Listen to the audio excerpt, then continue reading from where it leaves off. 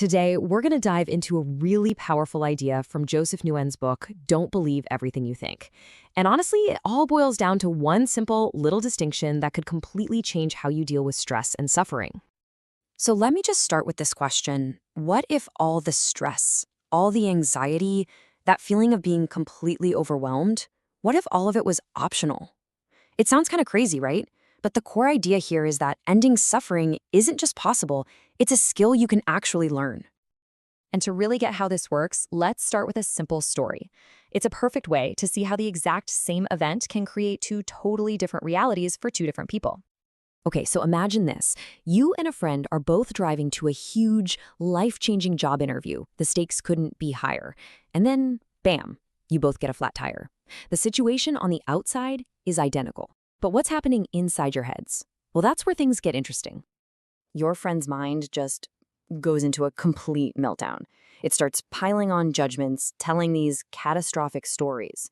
Suddenly, it's not just a flat tire anymore. Nope, it's a full-on disaster that spirals into total hopelessness. But you, on the other hand, you look at your tire and a thought just pops into your head. Yep, it's flat. And that's it. That's the end of it. It's just a simple, neutral fact. You're not getting tangled up in all the dramatic stories your mind is trying to sell you. And this gets us right to the heart of it all. What's the real difference here? It's not the tire, right? The tire is the same. The difference is how the mind reacts to what happened. So, the whole argument is that the root of our suffering comes from confusing two very, very different things that happen in our minds: having a thought and engaging in thinking. First, you've got thoughts. And these are totally harmless. They just happen. They're like little clouds floating by in the sky. They just pop into your head on their own. No big deal. But then there's thinking. And this is the game changer. Thinking is the active choice to grab onto one of those thoughts and start adding your own judgments, your own opinions, and a whole bunch of stories to it. This is the engine that actually creates suffering. And you can see how this works so clearly. A simple thought is just, I'm tired. It's just a piece of data. But the destructive thinking is that whole soap opera that follows. I'm always tired. My day's ruined. Same thing with the email. The thought is a simple reminder. The thinking turns it into this huge judgment about your entire worth as a person. And this is just such a perfect analogy. When you're constantly stuck in that destructive thinking mode, your mind is literally like a car engine being revved into the red line, and you're just holding it there. It's not built for that. You're flooding your body with stress hormones. And sooner or later, burnout isn't just possible, it's inevitable. So how do you get your foot off the gas? How do you stop that mental engine from redlining? Well, there's a really simple but powerful tool you can use anytime you feel that happening. And it's an acronym: PAUSE.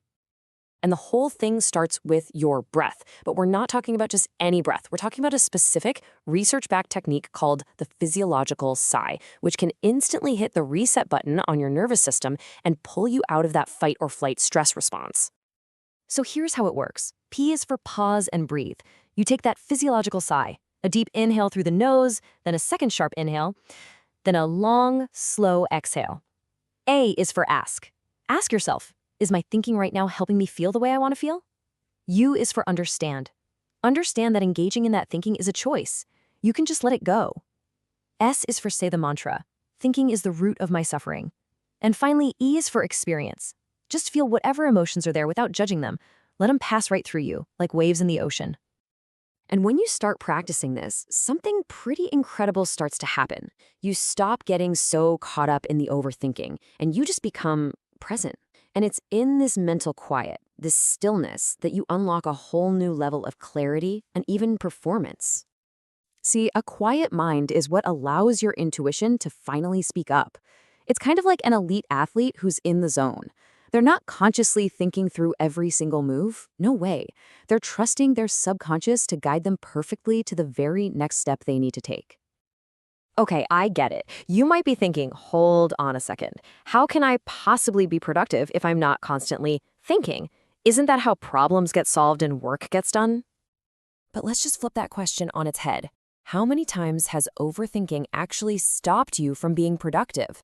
You know, that one simple email that takes you 2 hours to write because you're caught in a spiral about how the other person's going to react? That is the real enemy of getting things done. They say when Albert Einstein was really stuck on a difficult problem, he didn't just sit there and think harder. He'd actually pick up his violin and play.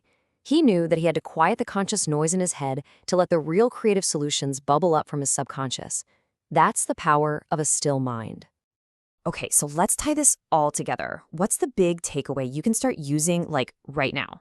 Here's the bottom line. Your suffering doesn't come from your circumstances or the neutral thoughts that drift to your head. It comes from the thinking, the stories and judgments you pile on top. So the moment you feel that spin cycle start, use PAUS. Take that physiological sigh, ask the question, understand it's a choice, say the mantra, and just experience the feeling. Do this enough and you create a still mind, and that is where your best ideas and your deepest intuition live. Which really just leaves us with one final thought. Your gut feeling, your intuition, it's always there, showing you the very next step to take.